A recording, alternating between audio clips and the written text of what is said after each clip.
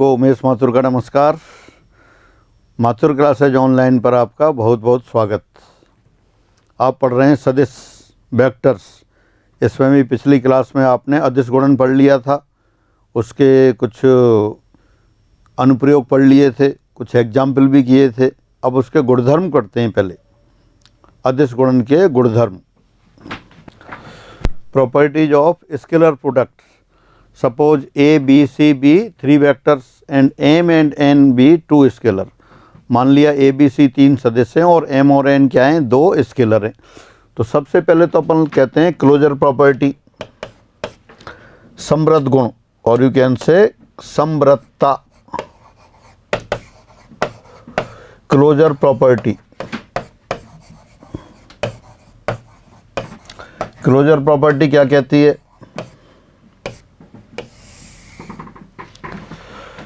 Product of 2 vectors is again a vector. ऐसा नहीं है, 2 सदिश गुणों, वो 2 सदिशों का अदिश गुणन सदिश नहीं होता, तो यानी कि समृद्ध गुण लागू नहीं होता।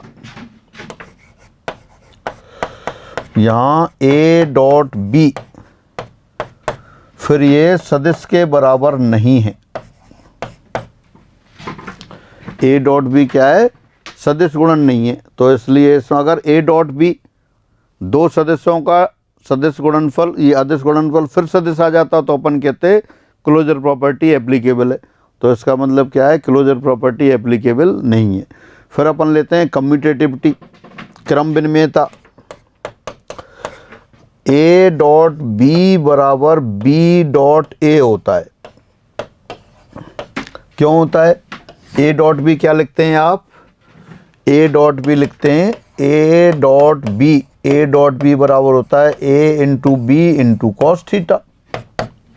ए into B into cos theta, इसको लिख सकते हैं आप B into A into cos theta. A और बी के बीच में एंगल थीटा है, तो बी और ए के बीच में भी एंगल थीटा होगा, तो बी ए कॉस थीटा को आप बी डॉट ए लिख सकते हैं। यानी ए डॉट बी और बी डॉट ए दोनों बराबर हैं। इसका मतलब कम्यूटेटिव प्रॉपर्टी फॉलो होती है। यहाँ पर कम्यूटेटिव प्रॉपर्टी कैसी है? सेटिस्फाई हो रही है। फिर अपन देखते हैं associative property. Associative property satisfy नहीं होती। साचर्यता कैसे? साचर नियम क्या होता है? A dot B dot C, ये इसके बराबर हो जाता अगर A dot B dot C के, तो ये साचर नियम लागू होता। लेकिन ये साचर नियम लागू नहीं होता। क्यों नहीं होता? देखें, ए डॉट बी पहले ब्रैकेट में तो स्केलर आ गया, अब स्केलर डॉट सी, ये तो संभव ही नहीं है भाई। डॉट प्रोडक्ट तो सदिश सदिश के बीच में होगा।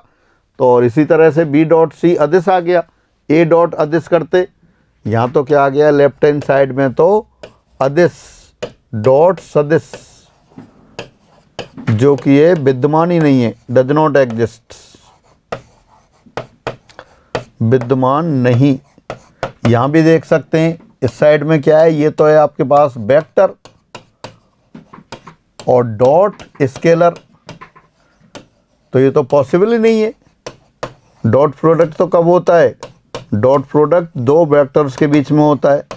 तो यानी कि अदिश गुणन साचर नियम का भी पालन नहीं करता। हाँ, लेकिन अगर कोई स्केलर ले लें आप, M times A dot B, इसको लिख सकते हैं आप एम ए डॉट बी, या इसको ऐसे भी लिख सकते हैं ए डॉट एम बी। यानी अदिश के रेस्पेक्ट में ये साचर नियम का पालन होता है। तो ये हो जाता है। दोबारा से पहले देखा आपने, क्लोजर प्रॉपर्टी लागू नहीं होती और कम्यूटेटिव प्रॉपर्टी लागू होती है। एसोसिएटिव प्रॉपर्टी भी नहीं है, लेकिन स्केलर के रेस्पेक्ट में एसोसिएटिव प्रॉपर्टी हो जाती है। हाँ, डिस्ट्रीब्यूटिव प्रॉपर्टी लागू होगी। बंटनता, बंटन नियम, बंटन गुणधर्म या बंटनता कह दें आप, डिस्ट्रीब्यूटिव प्रॉपर्टी। डॉट प्रोडक्ट क्या होता है? डॉट प्रोडक्ट एडिशन पर डिस्ट्रीब्यूट हो जाता है। कैसे? आप लिख सकते हैं इसको vector A dot B plus C, तो क्या हो जाएगा ये? A dot B plus A dot C. जैसे सिंपल अलजेब्रा में, अर्थमेटिक में अपन करते हैं मल्टीप्लिकेशन, एडिशन के ऊपर डिस्ट्रीब्यूट होता है, तो यहाँ डॉट प्रोडक्ट एडिशन पे डिस्ट्रीब्यूट होता है। इसको ऐसे भी लिख सकते हैं, देखो A plus B dot C करते तब भी आ जाता आपके पास A dot C plus B dot C, ऐसे भी लिख सकते थे आप। तो ये डिस्ट्रीब्यूटिव प्रॉपर्टी लागू होती है। हाँ, एक स्पेशल प्रॉपर्टी, स्पेशल केस, यदि जैसे A dot B whole square करते हैं आप, तो यहाँ क्या है, पहले आप देखें A dot B, since A dot B बराबर बी डॉट ए होता है, इसलिए A plus B vector whole square, A plus B whole square करेंगे तो क्या होगा, ये A plus B dot A plus B ये होगा, और A plus B dot A plus B कितना हो जाएगा, एक डॉट प्रोडक्ट करेंगे, A dot A plus B dot A plus B, ये हो गया। फिर ए का ए से मल्टीप्लाई किया तो A dot A plus A dot B plus B dot A plus B dot B. A dot B और बी डॉट ए बराबर होता है, तो ये हुआ आपका vector A whole square plus 2 times A dot B, और ये वेक्टर बी होल स्क्वायर। ये आप पहले से जानते हैं, वेक्टर ए होल स्क्वायर तो मॉड ऑफ ए के होल स्क्वायर के बराबर होता है।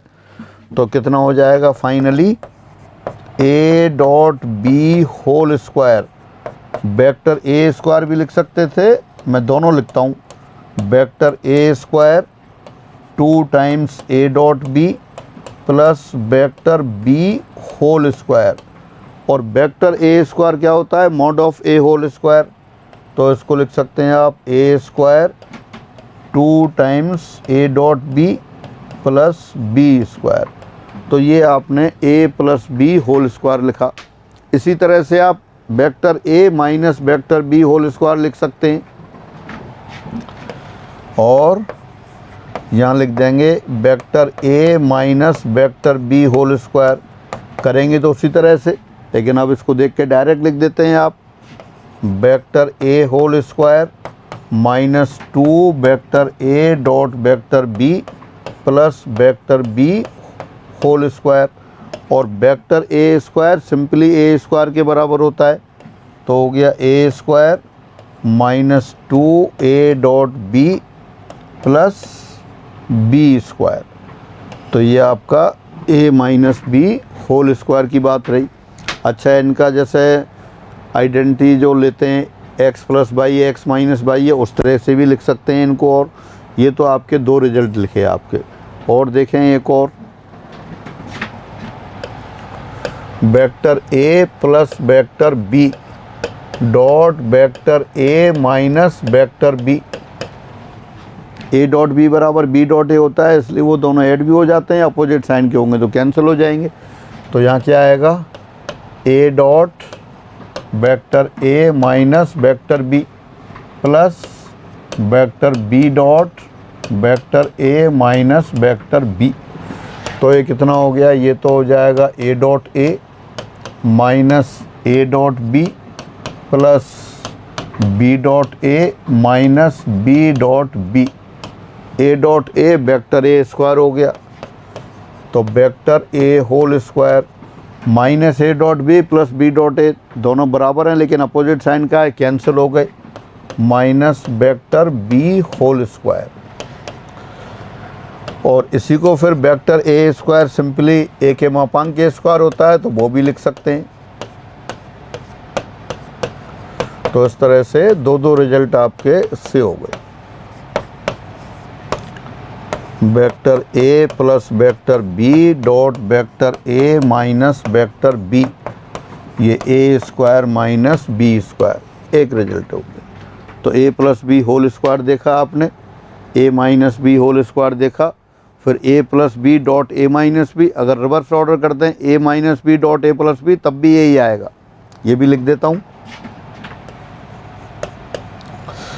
कई बार कंफ्यूज हो जाते हैं तो उसकी कोई आवश्यकता नहीं है, A minus B dot vector A plus vector B, ये भी कितना आएगा, vector A whole square minus vector B whole square, और इसको ऐसे भी लिख सकते हैं A square minus B square. ये रहा आपका।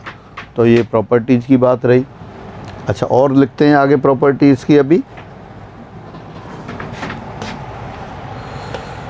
If A dot B equal to 0 and A non zero B non zero, then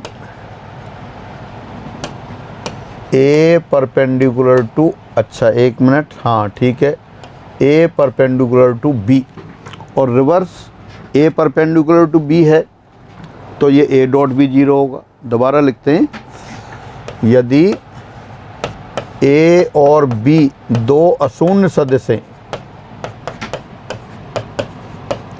तब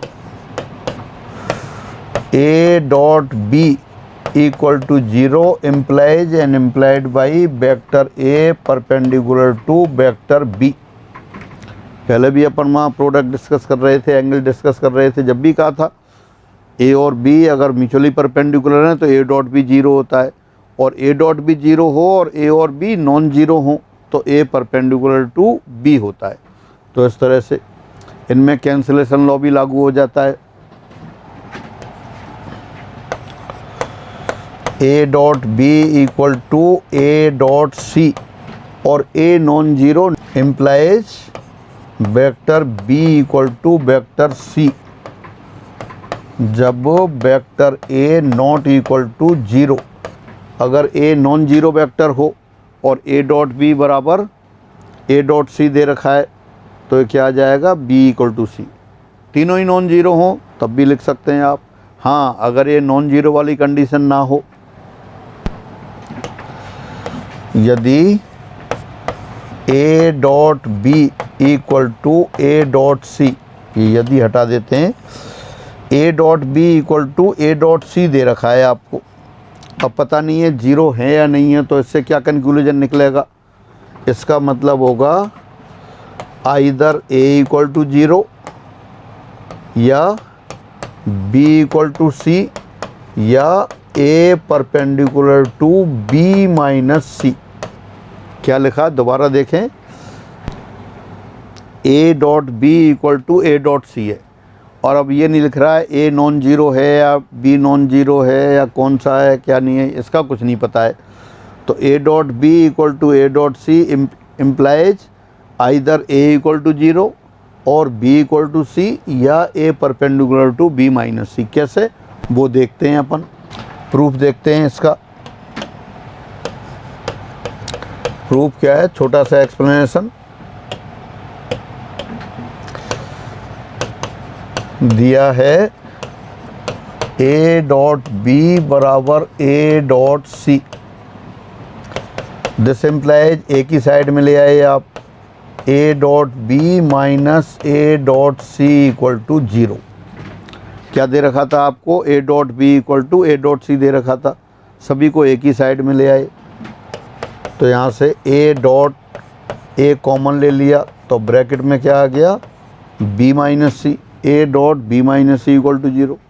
जब अपन दो वेक्टर का डॉट प्रोडक्ट करते हैं, जैसे ए डॉट बी लिखते हैं, तो क्या आता है, A B cos theta, 3 factor आते हैं, तीनों फैक्टर में से कोई भी एक फैक्टर 0 हो जाए तो वो 0 होगा। तो अब यहाँ क्या है, A dot B minus C, A dot B minus C का मतलब क्या है, modulus of A into modulus of B minus C into cos of angle. अगर पहले वाले का मापांक 0 है तो सदिश से 0 हो जाएगा, दूसरा वाला फैक्टर यानी कि बी माइनस सी का मापांक वो 0 तो बी और सी बराबर होंगे तभी 0 आएगा, और तीसरा कॉस ऑफ एंगल 0 है तो कॉस ऑफ एंगल 0 कब होगा, जब परपेंडिकुलर होंगे। तो इसका मतलब या तो A equal to 0 vector A equal to 0 या vector B minus C equal to 0, B minus C equal to 0 यानी कि बी बराबर सी, या क्या आ गया, A perpendicular to B minus सी,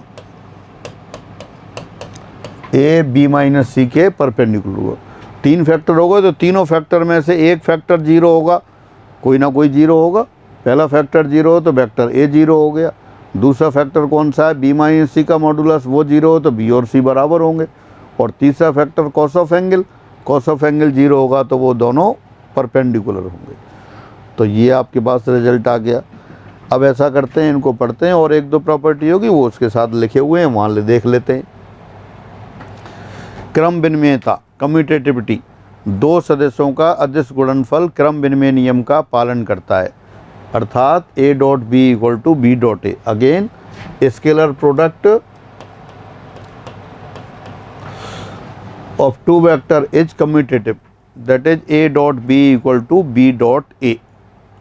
आप पहले एग्जाम्पल से भी देख सकते हैं और बाकी अपन ने भी प्रूफ किया है। ए डॉट बी क्या होता है, A B cos theta, B dot A B A cos theta, दोनों बराबर है। साचरता, दो सदस्यों का अदिश गुणनफल एक अदिश के सापेक्ष साचर नियम का पालन करता है। Again the scalar product of two vectors is associative with respect to a scalar. If M is a scalar then M times A dot B, अभी अपन ने पहले लिख लिया था, M times bracket A dot B, और you can say M A dot B, और you can say vector A dot M times B. अदिश गुणन साचर नियम का पालन नहीं करता, लेकिन स्केलर के रेस्पेक्ट में ये साचर है, वो अपन ने पहले डिस्कस कर चुके। फिर आगे बढ़ते हैं। डिस्ट्रीब्यूटिव प्रॉपर्टी, डिस्ट्रीब्यूटिविटी, वंटनता, सदस्यों के योग पर वंटन गुणधर्म, वो अदिश गुणन वंटन गुणधर्म का पालन करता है। अदिश गुणन किस पर, सदिश योग पर। अंतर पर भी करता है, पर अंतर का नहीं लिखते हैं, वो भी लिख देंगे। यानी ए बी सी कोई तीन वेक्टर हों तो A dot bracket B plus C, ये बराबर क्या जाएगा, A dot B plus A dot C. इसी तरह से A plus B dot C, तो ये कितना होगा, A dot C plus B dot C. यानी कि scalar product of vector is distributive over addition. ऐसे भी लिख सकते हैं आप, vector A dot vector B minus C, तो ये कितना हो जाएगा, A dot B minus A dot C. Addition पर ही लिखते हैं, माइनस इसका वैसा नेगेटिव अप्रोच हो गया। नेगेटिव अप्रोच क्या है, इसका प्रतिलोम हो गया एडिशन का। ऐसे भी लिख सकते थे आप, वेक्टर ए माइनस बी, अब डॉट सी करें तो क्या होगा, ये vector A dot C minus B dot C, ये आ गया। तो यानी कि डॉट प्रोडक्ट वेक्टर एडिशन या डिफरेंस पर डिस्ट्रीब्यूटिव प्रॉपर्टी को फॉलो करता है। स्पेशल केस है, since A dot B equal to B dot A, therefore A plus B whole square बराबर vector A square plus 2 A dot B plus vector B whole square. इसको लिख सकते हैं, vector A square को क्या लिख देते हैं आप, ए स्क्वायर, तो A square plus 2 A dot B plus B square, ये अपन ने पहले लिख ली थी। फिर second, vector A minus vector B whole square, कितना आएगा, vector A whole square minus 2 vector A dot vector B, और फिर plus vector B whole square, ये आ गया। और वेक्टर ए स्क्वायर को सिंपली ए स्क्वायर लिख देते हैं आप। इसी तरह से आपने लिखा फिर vector A plus vector B dot vector A minus vector B, वो किसके बराबर आया, vector A square minus vector B square. और वेक्टर ए स्क्वायर मापांक ए स्क्वायर के बराबर होता है, तो इस तरह से भी आप इनको लिख सकते हैं।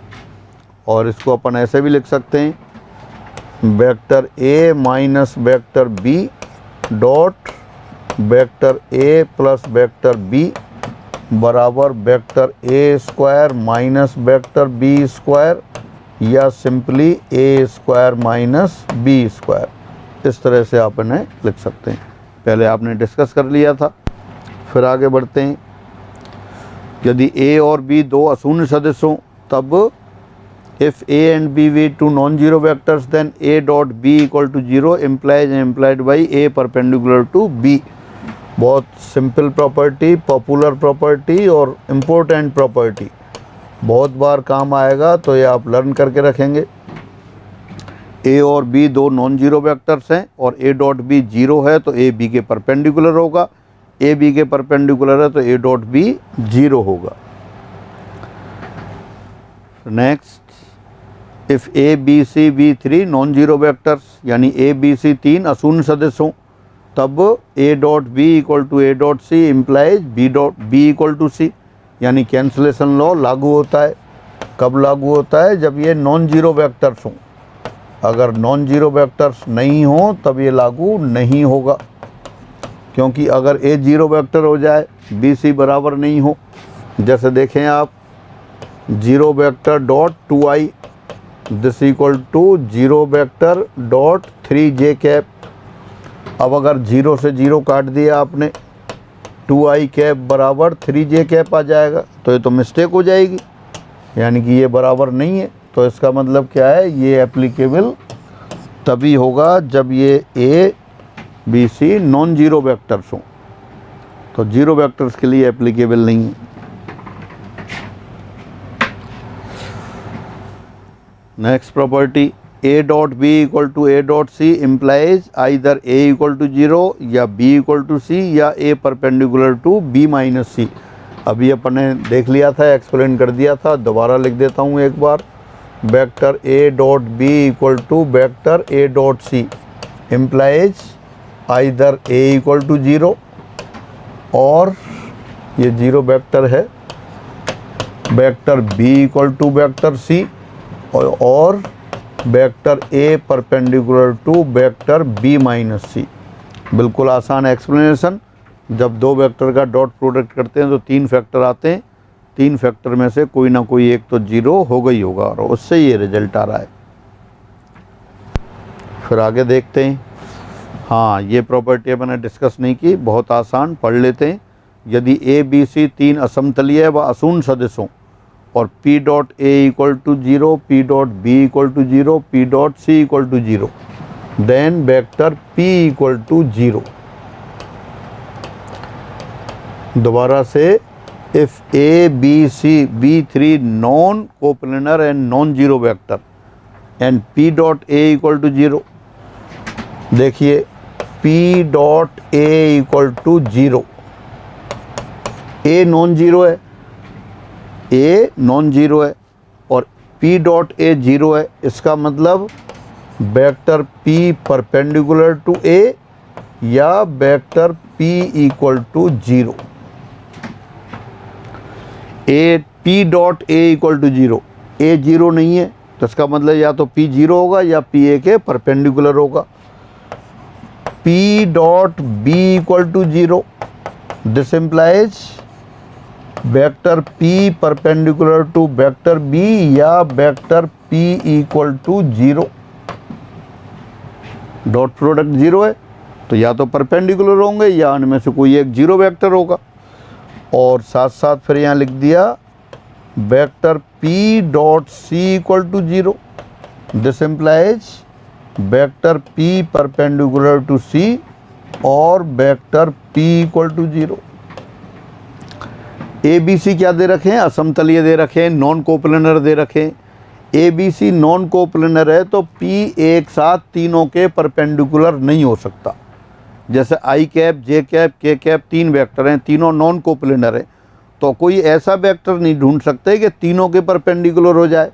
और चूंकि A B C non coplanar है तो P तीनों के परपेंडिकुलर नहीं हो सकता। तीनों के परपेंडिकुलर नहीं हो सकता तो एक ही कंडीशन बचती है कि P इक्वल टू जीरो। तो देयरफॉर क्या आ गया आपके पास? P इक्वल टू जीरो, यानी P जो वेक्टर है वो जीरो है। क्वेश्चन भी है और बेसिक रिजल्ट भी है, आप अच्छी तरह लर्न करके रखेंगे। यही एक्सप्लेनेशन है। If A B C be three non coplanar and non zero vectors such that P dot A equal to zero, P dot B equal to zero, P dot C equal to zero, then P must be zero. P आपका क्या होगा? Zero के बराबर होगा। क्यों होगा? दोबारा देख लें। P डॉट ए जीरो है, P डॉट ए जीरो है तो या तो P जीरो या A जीरो या P ए के परपेंडिकुलर। लेकिन आपको दे रखा है P इज नॉन जीरो, वो A B C non zero. A B C कैसे हैं? अशून्य भी है, और असमतलीय हैं तो ए जीरो नहीं है, तो या तो पी जीरो होगा या पी ए के परपेंडिकुलर होगा। इसी तरह पी डॉट बी बराबर जीरो, या तो पी बी के परपेंडिकुलर होगा या पी जीरो होगा। पी डॉट सी जीरो, इसका मतलब पी सी के परपेंडिकुलर या पी जीरो के बराबर। लेकिन पी ए बी सी तीनों के परपेंडिकुलर नहीं हो सकता। तीनों के परपेंडिकुलर कब होता है? जब ए बी सी एक ही तल में होते, लेकिन ए बी सी एक ही तल में नहीं है। अगर ए बी सी इसी तल में बना दें आप, ए और ये बी और ये सी एक ही तल में है, तो इनके तो लंबवत वेक्टर हो सकता है कोई, लेकिन वो तो ठोक ठोक कर लिख रखा है आपको कि पी इज नॉन कोप्लेनर। वो A B C are non coplanar, असमतलीय असमतलीय हैं, तो एक ऐसा सदिश संभव नहीं है जो तीनों के लंबवत हो जाए, और ये संभव नहीं है, तो फिर क्या बचता है? पी जीरो वेक्टर है, तो इसलिए पी आपका शून्य सदिश हो गया। बहुत अच्छा रिजल्ट है, प्रॉपर्टी है, क्वेश्चन है, बार बार ऑब्जेक्ट टाइप में भी आ जाता है। किस तरह का वेक्टर है तो बताओ, तो क्या होगा? तो आप केयरफुली याद रखेंगे। हाँ, अगर ए बी सी आपके समतलीय नहीं होते, एक ही तल में होते, तब संभव था। ए बी सी एक तल में होते तब संभव हो जाता। अब देखो और आगे बढ़ते हैं। यदि P तथा ए बी सी सभी अशून्य सदिश हों, अब उसी टाइप का है लेकिन अलग है।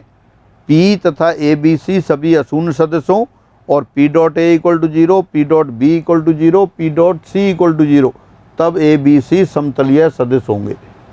बहुत बढ़िया रिजल्ट। एक बार और पढ़ लेते हैं। If P and A, B, C all are non-zero vectors and P dot A equal to 0, P dot B equal to 0, P dot C equal to 0, then A, B, C will be coplanar। अब देखिए क्या है, P, A, B, C तीनों non zero दे रखे हैं। अब since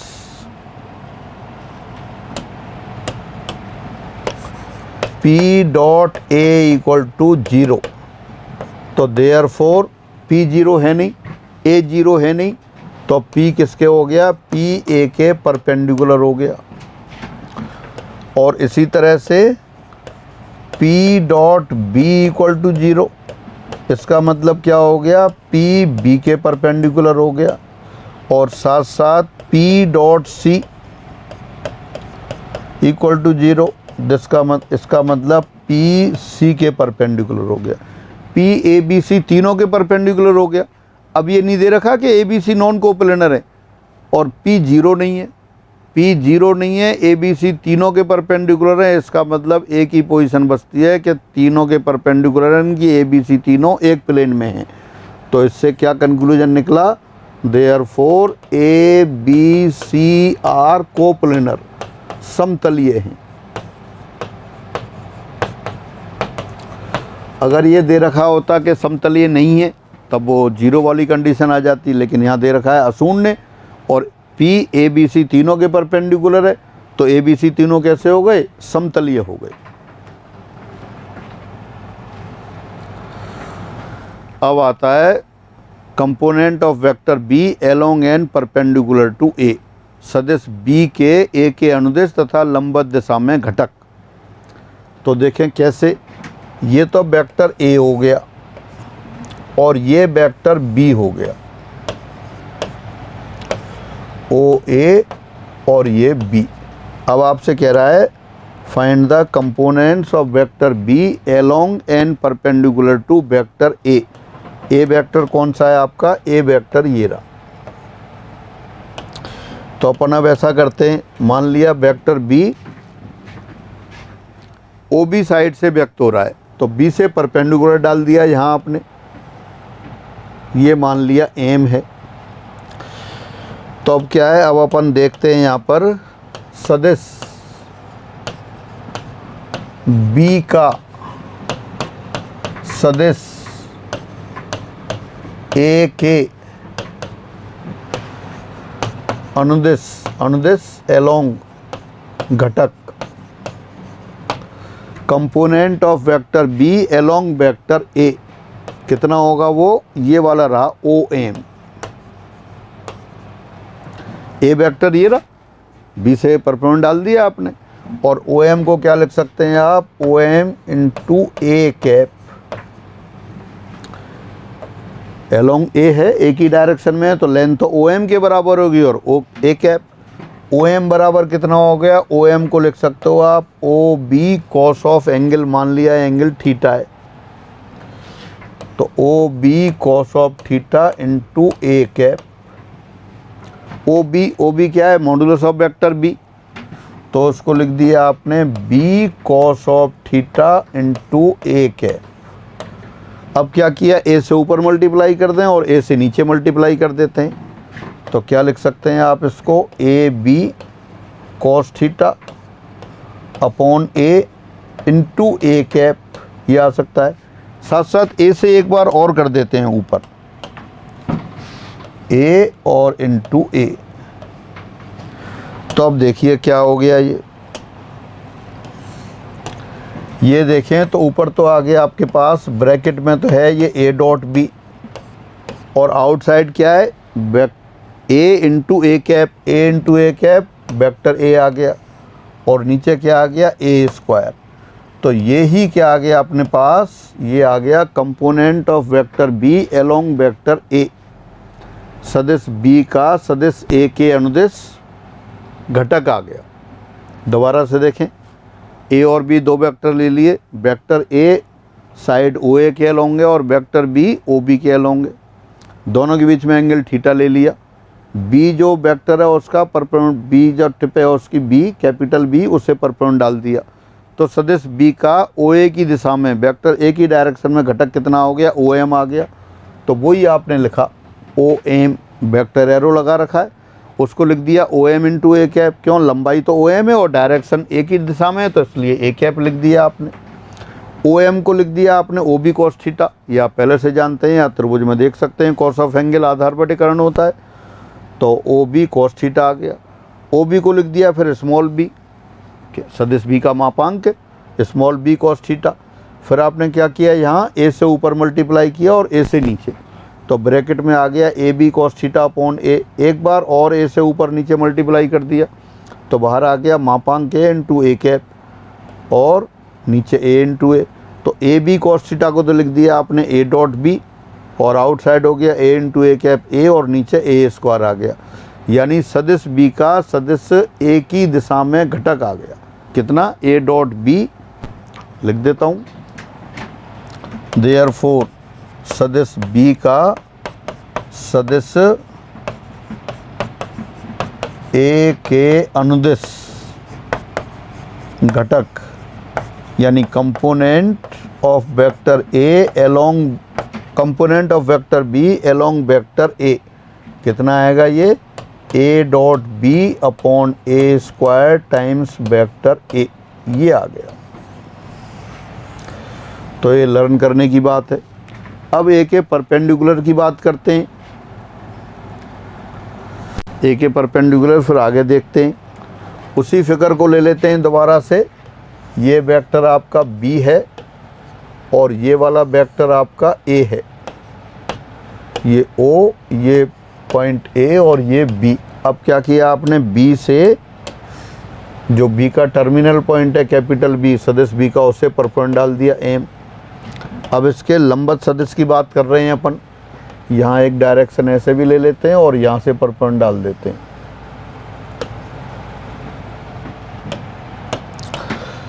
अभी तो आपने क्या लिखा था, सदिश बी का सदिश ए के अनुदिश घटक लिखा था, वो मैं एक बार यहाँ लिख देता हूँ दोबारा से। सदिश बी का सदिश ए के अनुदिश घटक, component of vector B along vector A,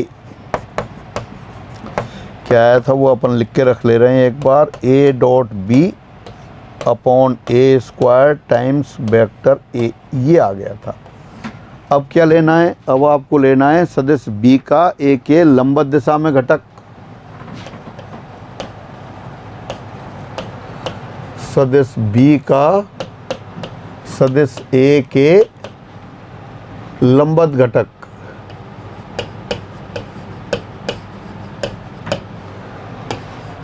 component of vector B perpendicular to vector A. अब वेक्टर ए के परपेंडिकुलर घटक देखें तो वो ओ एन दिखाई दे रहा है, ये तो ए वाली डायरेक्शन हो गई, वेक्टर ए और ए के परपेंडिकुलर वो रहा, ये वेक्टर बी पर पॉइंट डाल दिया तो ओ एन आ गया, वेक्टर ओ एन। और ओ एन ये फिगर में देख रहे हैं तो वो एम बी के बराबर लग रहा है। ओ एन और एम बी दोनों की मॉडुलस भी बराबर है और डायरेक्शन भी सेम है।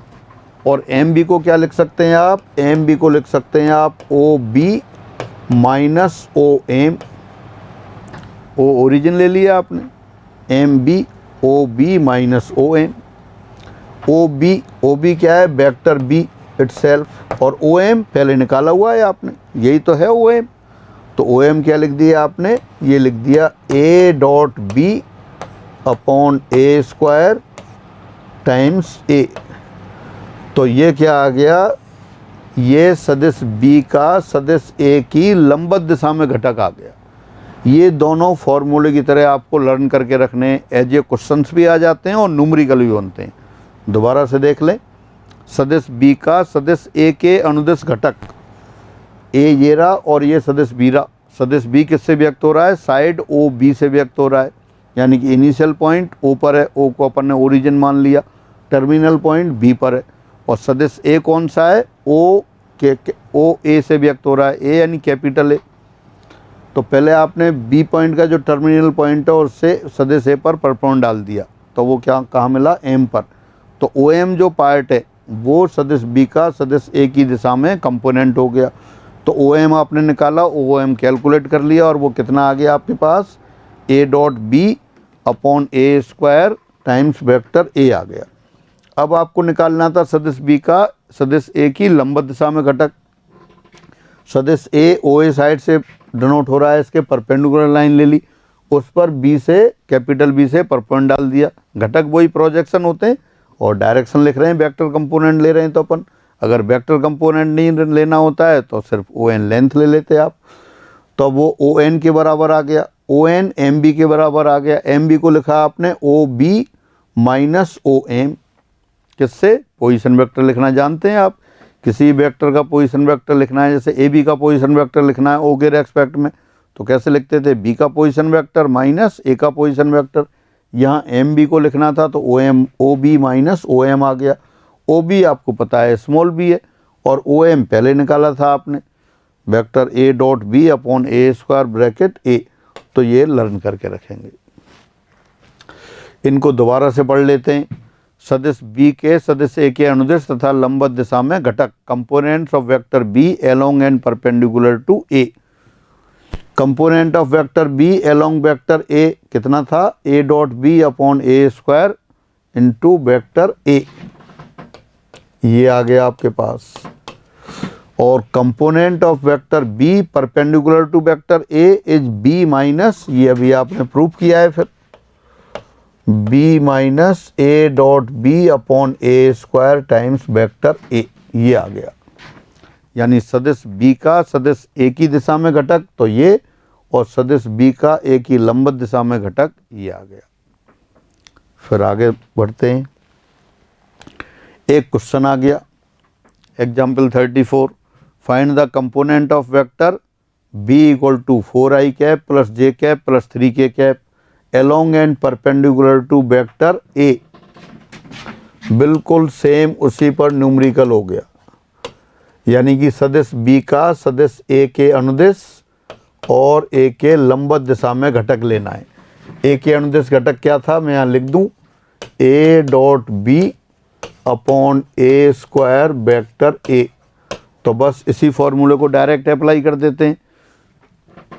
तो देखें, दिए सदिश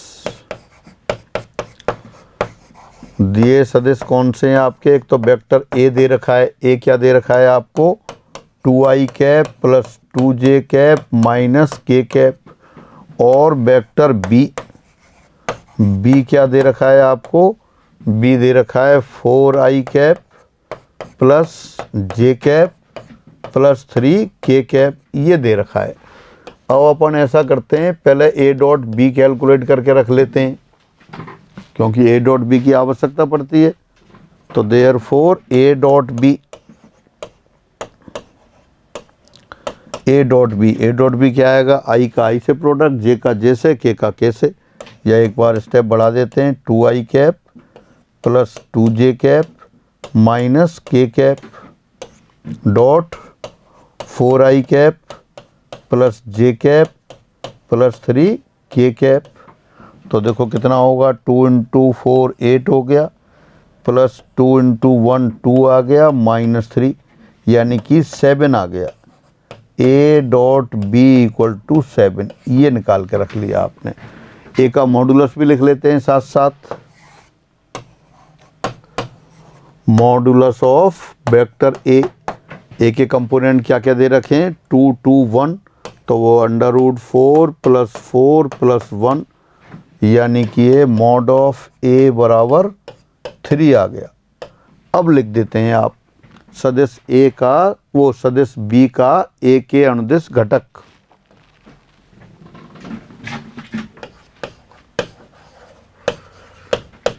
सदिश बी का सदिश ए के अनुदिश घटक, component of vector B along vector A कितना होता है, ये आपने लिखा हुआ है A dot B upon A square times A. और ए डॉट बी क्या है, ए डॉट बी अभी आपने कैलकुलेट किया है तो वो लिख देते हैं। ए डॉट बी 7 है और मॉड ऑफ ए 3 है। 7 upon 3 square into vector A 2i cap plus 2j cap minus k cap, और आप कह सकते हो 7/9 और bracket 2i cap plus 2j cap minus k cap. ये क्या आ गया, ये component of vector B along vector A आ गया। सदिश बी का सदिश ए के अनुदिश घटक आ गया। देख सकते हैं यही आपने लर्न कर रखा है, A dot B upon A square times vector A. अब अपन लिखते हैं सदिश बी का सदिश ए के लंबवत घटक, लंबवत दिशा में घटक भी कह सकते हैं आप, यानी component of vector B perpendicular to vector A. तो ये किसके बराबर था, ये आपने प्रूफ किया था और लर्न कर रखा है। ये होता है vector B minus A dot B upon A square times vector A. तो बस ये लिख देते हैं वेक्टर बी आपके पास है, बी देखते हैं कितने के बराबर है, 4i plus J plus 3k, 4i cap plus J cap plus 3k, ये तो बी लिख दिया आपने।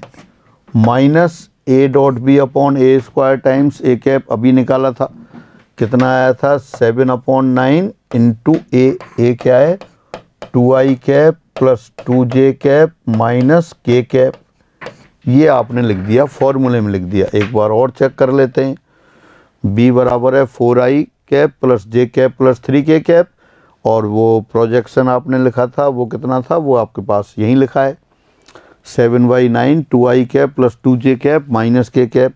9 एलसीएम ले लिया, या कह दो 1/9 आउटसाइड ले लेते हैं तो कितना आ जाएगा यहाँ पर 36i cap plus 9j cap plus 27k cap, और ये माइनस 7 से मल्टीप्लाई कर देते हैं तो 7 into 2 14i cap minus 14j cap minus minus plus 7k cap, ये आ गया। अब कितना हो गया 36 माइनस 14 22, 1/9 तो आउटसाइड है तो हो गया ये 22i कैप, और 9 माइनस 14 है यानी कि माइनस 5j कैप, 27 प्लस 7 ये हो गया आपका 34k कैप। तो ये वेक्टर बी का वेक्टर ए के परपेंडिकुलर डायरेक्शन में कंपोनेंट हो गया। तो इस तरह से आपका सदिश बी का सदिश ए के लंबवत घटक आ गया, और पहले निकाला था आपने सदिश बी का सदिश ए के अनुदिश घटक निकाला था। तो बिल्कुल फॉर्मूले ओरिएंटेड क्वेश्चन, फॉर्मूले भी पूछ लेते हैं इसमें, और कोई छोटा न्यूमेरिकल भी आ सकता है आपके पास। एक और एग्जाम्पल लेते हैं। यदि दो सदिश ए और बी इस प्रकार हों कि mod of A equal to 2, mod of B equal to 1 and A dot B equal to 1, तो 3a minus 5b dot 2a plus 7b का मान ज्ञात करो। आपको a और b दो वेक्टर दे रखें, और किस तरह से दे रखे हैं, मॉड ऑफ a और मॉड ऑफ b गिवन है, a डॉट b ये 1 के बराबर दे रखा है। तब आपको 3a minus 5b dot 2a plus 7b का मान निकालना है। एक बार दोबारा पढ़ते हैं।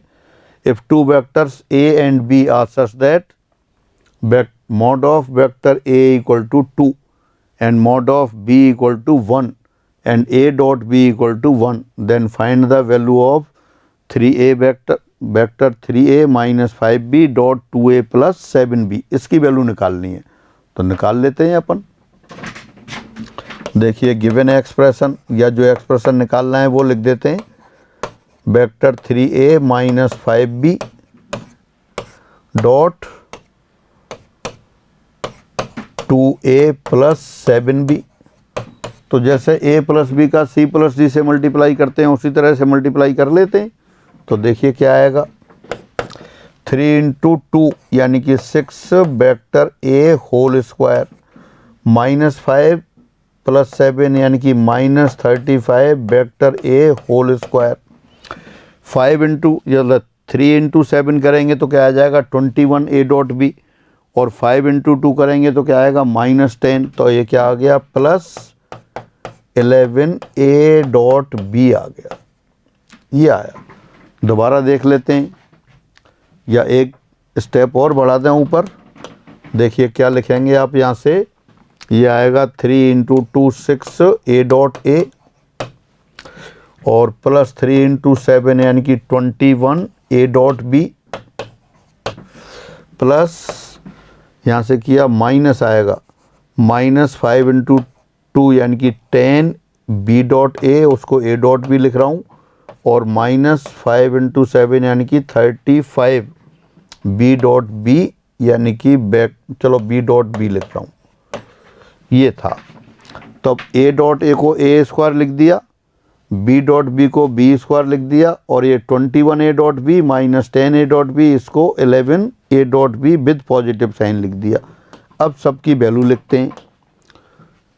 Vector a square mod of a square होता है, और मॉड ऑफ a कितना दे रखा है 2, तो उसको लिख देते हैं फिर आप 6 into 2 square minus 35, mod of v क्या दे रखा है 1, और b स्क्वायर और वेक्टर b स्क्वायर और मॉड ऑफ v स्क्वायर बराबर होता है, तो ये 1 स्क्वायर आ गया, plus 11 into a dot b क्या है वो भी 1 दे रखा है, तो कितना आ गया 6 इंटू 2 स्क्वायर 24 माइनस 35 प्लस 11, ये 0 के बराबर आ गया। यानी कि फाइनली जो पूछा है आपसे, दोबारा लिख दूं, therefore 3a minus 5b dot 2a plus 7b, ये किसके बराबर आ गया 0 के बराबर आ गया। तो इस तरह से ये आंसर क्या दे रखा था एक बार दोबारा से देख लें। यदि दो सदिश a और b इस प्रकार हों कि mod of a equal to 2, mod of b equal to 1 and a dot b equal to 1, तब आपसे कह रहा था then find the value of 3a minus 5b dot 2a plus 7b। तो आपने जो एक्सप्रेशन दे रखा था उसको लिखा, पहले बिल्कुल a plus B into C plus D की तरह मल्टीप्लाई किया, और मल्टीप्लाई करके देखा आपने कितना आ गया, ये 6 vector a square minus 35 vector b square plus 11 a dot b आ गया। तो उसको आपने मॉड ऑफ a वो vector a square mod of a square के बराबर होता है, तो वेक्टर a स्क्वायर को लिख दिया 2 स्क्वायर, वेक्टर b स्क्वायर को लिख दिया 1 स्क्वायर, और a डॉट b को लिख दिया 1। कैलकुलेशन कर ली, 35 माइनस 35 सिंपल 0 के बराबर आ गया। तो ये आपका आंसर हो गया। कितना आ गया आंसर इसका 0, और 0 भी स्केलर। तो इस तरह से अपन ने डॉट प्रोडक्ट वाले किए, उसकी प्रॉपर्टीज़ की, उन पे कुछ क्वेश्चंस किए। तो आज की क्लास में इतना ही रखते हैं, फिर अगली क्लास में क्रॉस प्रोडक्ट पढ़ते हैं अपन। सभी को नमस्कार।